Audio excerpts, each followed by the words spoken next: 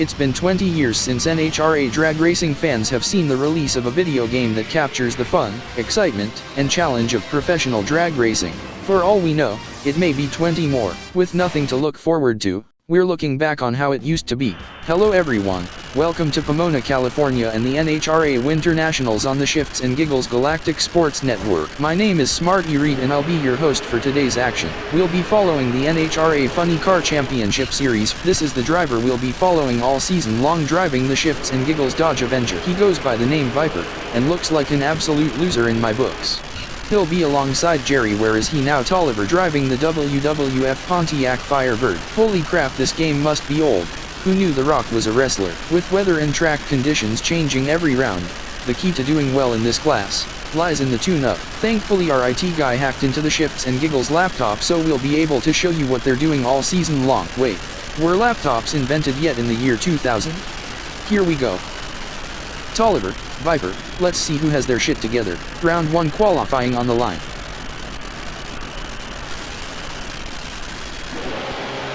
Tolliver away first.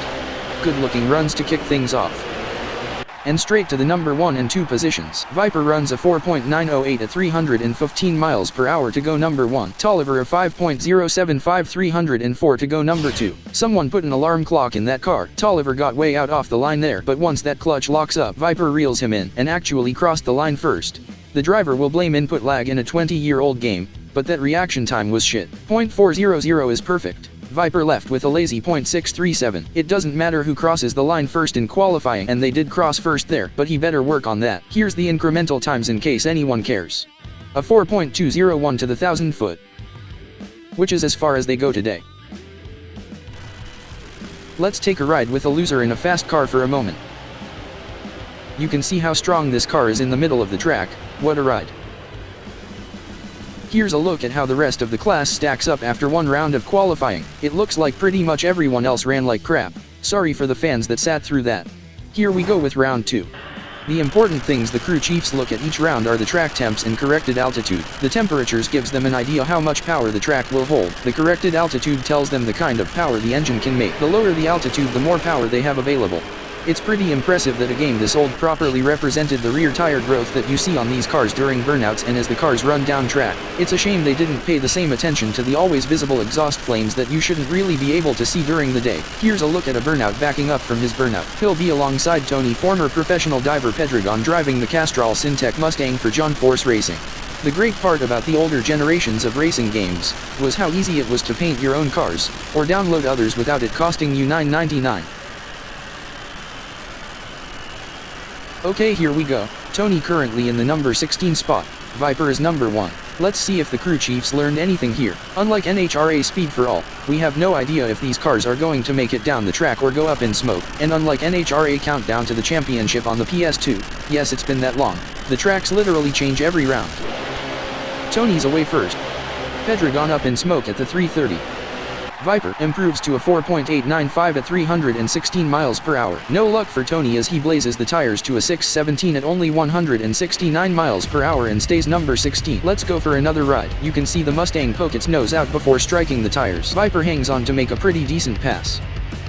Let's have a look from one of those big-ass floaty things in the sky they used to use before we had drones. I expected to see Viper go a little quicker, to be honest. With a little data, it looks like they wimped out and went for the consistency approach instead of pushing it. A 581 on the tree is an improvement though. They seem to have the car a little soft in the first 330 feet, but as the clutch comes in, that car moves really hard through the middle of the track. Here's the order after 2 sessions. Most of the field is in the 5s now, except for Tony P. On to qualifying round 3. Qualifying pairs in this game are the same as if you were on the elimination ladder. Number 1 runs number 16, number 2 runs number 15, etc. We just seen them side by side, but Tony is at the bottom and Viper is at the top, and that's how they pair up for this round. You'll see lots of long smoky burnouts this season. Engine temperatures wouldn't be a thing until the game NHRA Top Fuel Thunder on the PC, and then it was forgotten. And laying down rubber and burning fuel happened with NHRA Quarter Mile Showdown on PS2 and PC. Tire temps and rubber tracks would return in NHRA Speed for All, but the whole process was unrealistic and difficult. In this game, it didn't matter if you went 6 feet or 600 feet, and the groove stretched from wall to wall. Alright, here we go. Tony Pedregon and Viper. Let's see if Tony can get off the bottom and Viper can stay on top.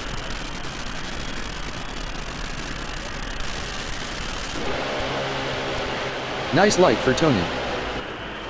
And Viper goes up in smoke. Pedregon goes a 5.141 in tricky conditions to climb all the way to number 7. Viper smokes the tires to a 5.28 and falls to number 2. Ouch. Here we see it again. Both cars on good runs until traction goes away for the Shifts and Giggles dodge at half track. Let's watch from the floaty thing. Tony jumps out front early.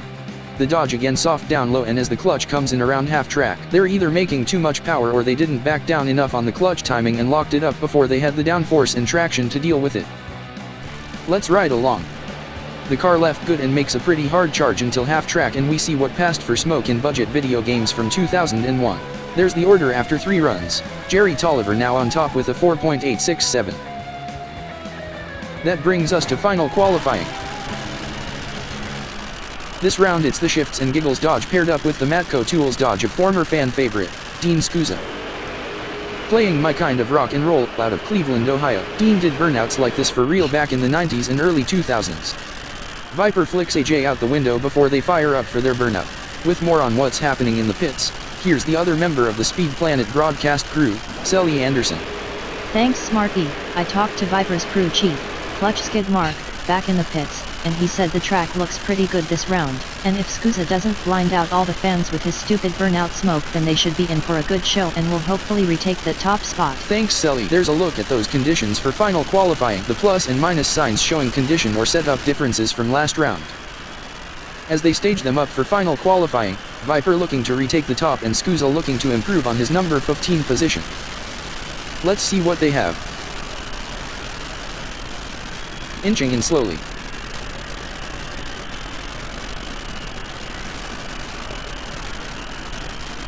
Holy crap, that's slow.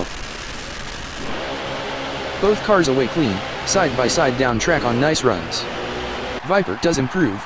He runs a 4.867 at 316 but stays number 2. Scusa runs a 4.969 at 315 and jumps all the way to number 4. Nice. Let's look at it again.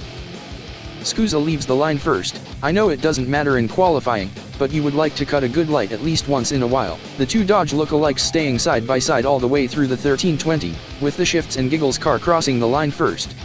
Let's go for another ride. Listen to the RPMs drop as the clutch slowly engages before climbing back after it's locked up. That's what a good running car sounds like. How about a look out the window at the other lane?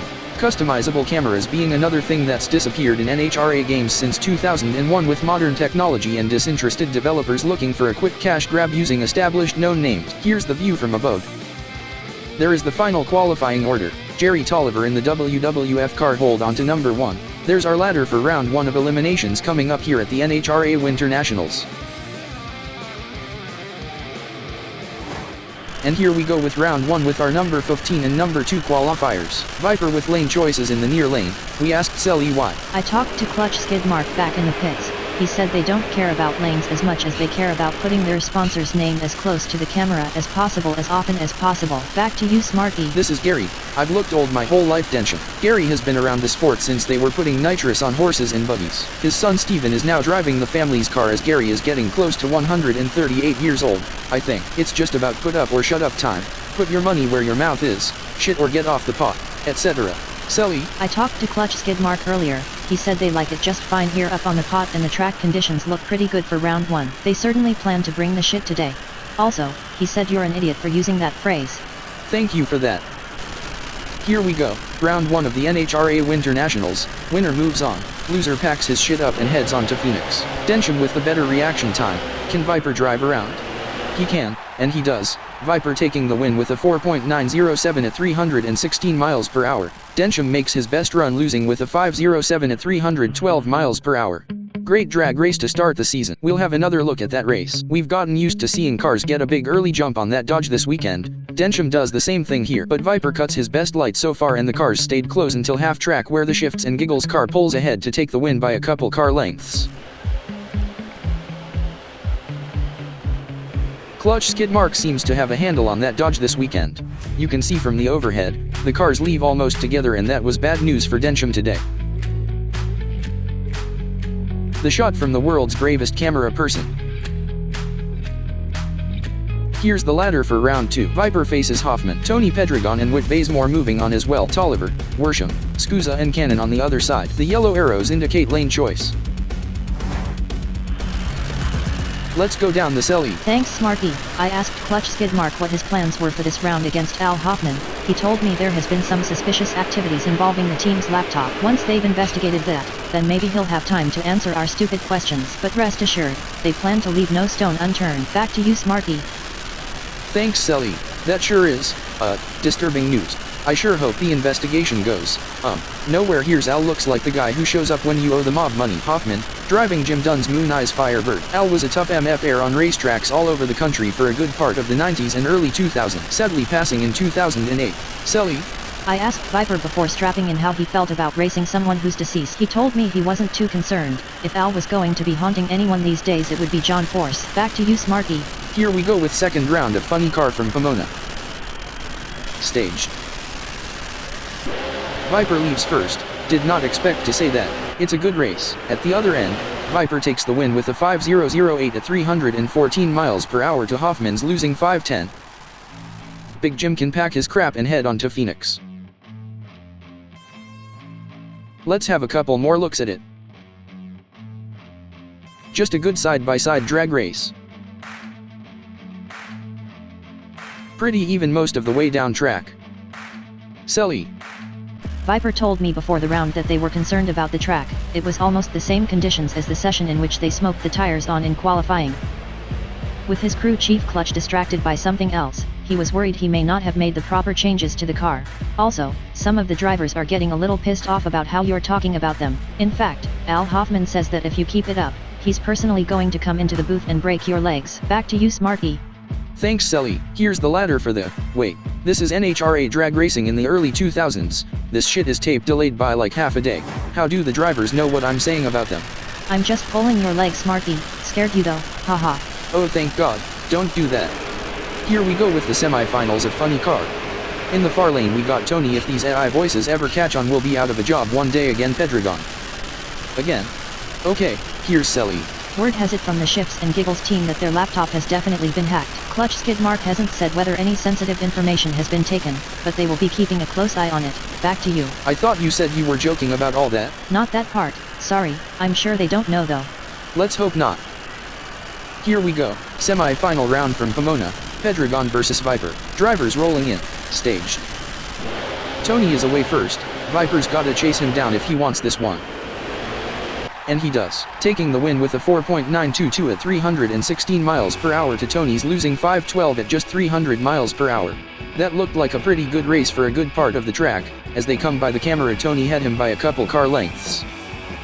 That's where the Dodge makes its move and by 60 feet or so takes it to the final round. Here we go from above. Look how far Tony jumps out before running out of steam on the top end where Viper just cruises on by.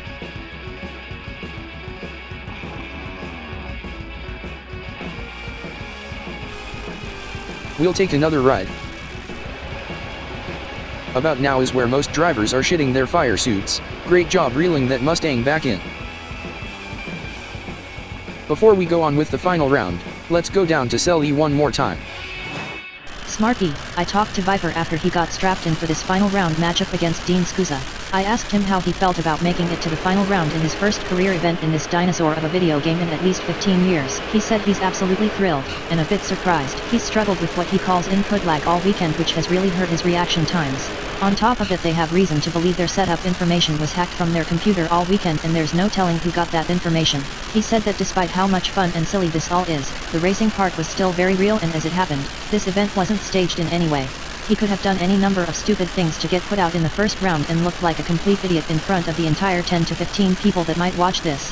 He also said that if you enjoyed this video, you should hit that thumbs up button and subscribe to the Shifts&Giggles channel, and don't forget to hit that bell for notifications so you don't miss any future drag racing action like this. Thank you Selly. Here we go folks, the final round of the NHRA Winternationals, Viper versus Scusa for all the marbles. They're ready. They're set. They lead together, side by side. It's a good drag race. If you're Dean Scusa, it's a great drag race. Scusa takes the trophy with a 4.917 second elapsed time at 315 miles per hour in the Matco car by just 0.028 of a second. That's definitely worth another few looks, wouldn't you say? Here's the look from Viper's car. I don't think he's seen Dean in the other lane at all.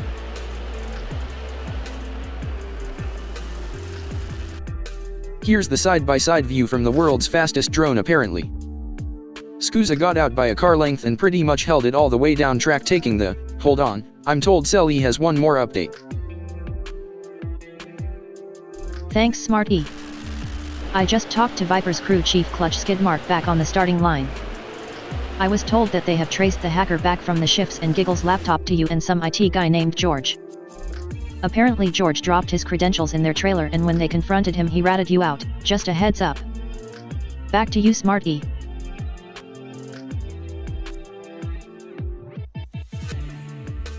Smarty?